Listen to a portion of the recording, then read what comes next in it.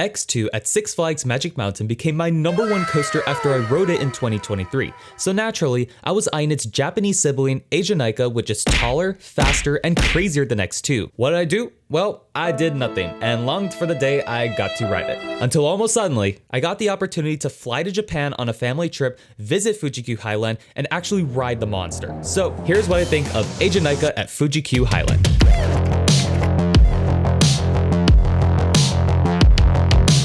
But first, welcome to 808 Coaster Life. If you're new to this channel and you love roller coasters and other theme park related stuff, please consider subscribing. If you're familiar with X2, you might know that X2 made its manufacturer Aerodynamics go bankrupt. So some of you may be wondering, how did Eejanaika and its Chinese sibling Dynaconda get built? Are these zombie coasters? Did Aero come back? Well, not exactly. When Aero went bankrupt, S&S bought Aero's assets, including all of their patents and designs, so they were allowed to continue innovating the 4D coaster. And with the help of the same designer, Alan Schilke, they were able to sell 2 more original 4D coasters in Asia before making 4D coasters on a much smaller scale known as free spins. So the question you may be wondering is, was Eejanaika able to fix all of X2's shortcomings? Let's find out.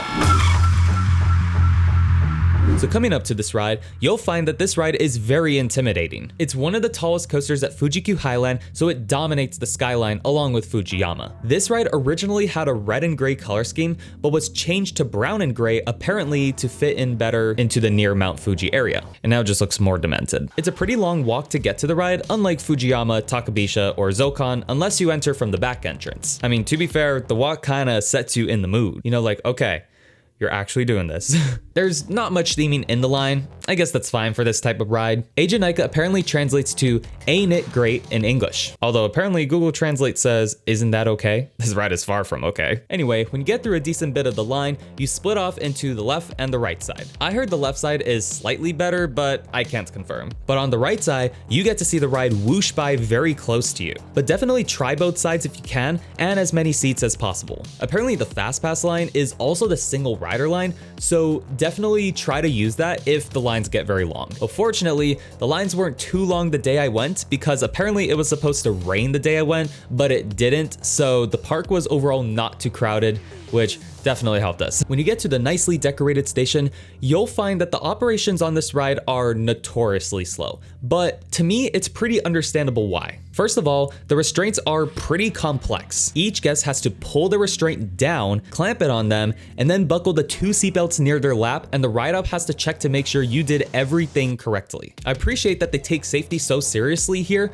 but definitely don't expect them to have the fastest operations. By the way, these are the same restraints as you'll find on X2, and they are ratcheting restraints. So depending on what click they're on, they may feel tight for you, but it didn't bother me too much. Another reason why operations may be slow is because you have to ride this ride without any shoes. I'm guessing it's because a lot of people visiting this park in the summer wear open-toed shoes or slippers, and you definitely don't want to ride this ride with slippers, let me tell you that. The rest of your stuff goes in a free locker, and you have to wear the key on your wrist when riding, so you don't need to memorize a pin. And before you worry, the key is not going to fly off your wrist during the ride. Every major coaster I rode in Japan had this locker system, and it is amazing. US parks, please do this. I gotta have some park representative watching my video, right? Another thing you should know is that this ride does have assigned seating. And because of other circumstances, mainly hiking Mount Fuji the next day, I was only able to ride this ride once in the front row, right side, outer seat. But definitely try to go for the back row if you can. As with most coasters, the back row tends to be more intense since you're whipped around elements more. So if you want the most intense experience, back row is the way to go. The other thing you should try to do is get an inside seat. Unfortunately, this ride still suffers from the same seat inconsistencies as X2. So the inside seat will provide a smoother ride. The track was actually pretty smooth,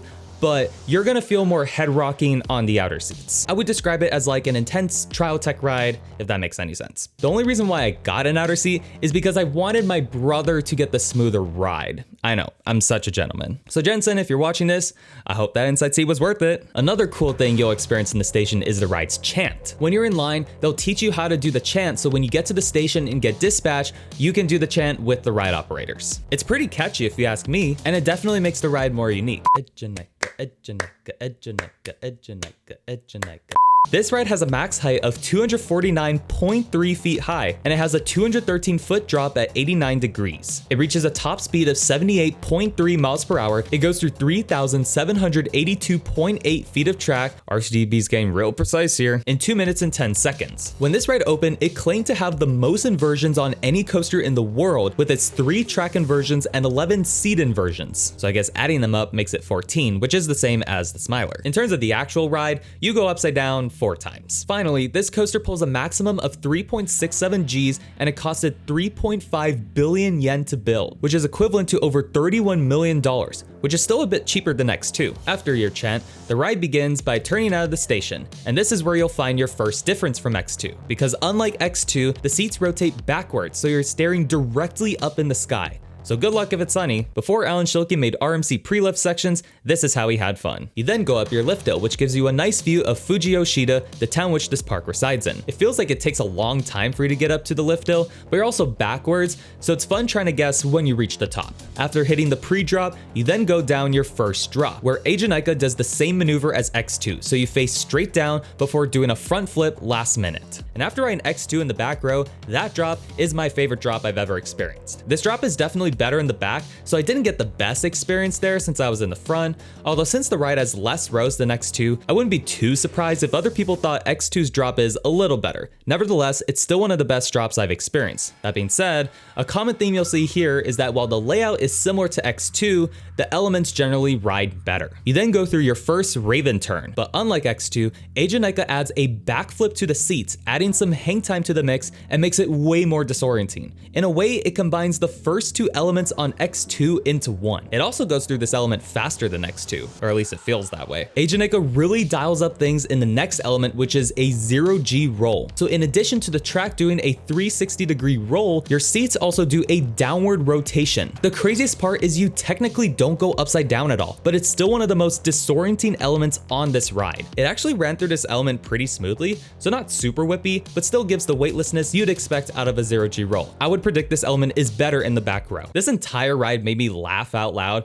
but I was especially laughing during this part. You then go through an overbanked turn. This may be kind of a dud element on this ride, but this element actually fixed the biggest issue I had with X2, which was that its turnaround was kind of and it was very drawn out. Eejanaika goes through its turnaround way faster than X2, which helps with pacing. And as an added bonus, the seats even rotate a little at the apex, so you get a split-second view of the rest of the ride's layout. These are the kind of things you don't think about when making a first prototype of a ride. But since the first prototype has already been made, they probably had a better idea how to take advantage of those rotating seats. Your next element is a fly to lie. This turned out to be more intense than a similar element on X2, and I think it's because your seats rotate the opposite way than on X2. Up versus down. Before the ride, they emphasize how you need to pull your legs back when you're on this ride. I thought it was fine since I rode X2 before, but when we went through that fly to lie, I just see my legs flung out in front of me. I was like, oh, my legs aren't supposed to do that. So if you get to ride this ride, you may have to put in some effort into pulling your legs back. Either that or you try not to let your legs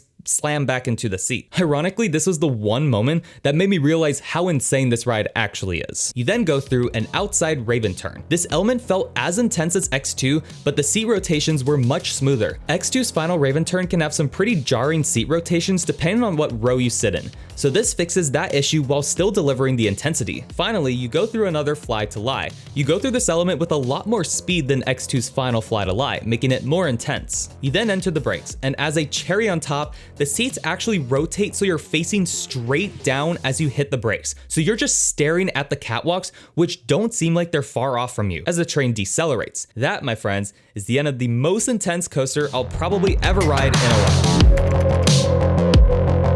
Let's get the stuff I don't like out of the way, because there isn't a lot I don't like about this ride, but the main thing I wasn't too thrilled about were the seat inconsistencies. I thought the ride felt as smooth as X2 on average. Not better, but not worse either. Although keep in mind, I rode X2 in probably its best seat ever, which is a back inner seat. I mainly noticed its rattle on the overbanked turn, and the shaking felt like it mainly came from the seat rotations. Like I said earlier, this may have just been where I was seated. If you sit in an inside seat, your ride would most likely be smoother than X2. And plus, even on my ride, there weren't any suddenly harsh jolts like there were sometimes on X2. Overall, it was not a problem for me. It's definitely tolerable. I think this is mainly a model thing. Since they're wing seats, you're kind of seated on a cantilever. So if you're closer to the free end, you're more likely to move around more than when you're towards the fixed end. That's why inside seats on a lot of coasters are smoother overall. Now for everything else. This ride felt like the designers were like, okay, we proved the concept.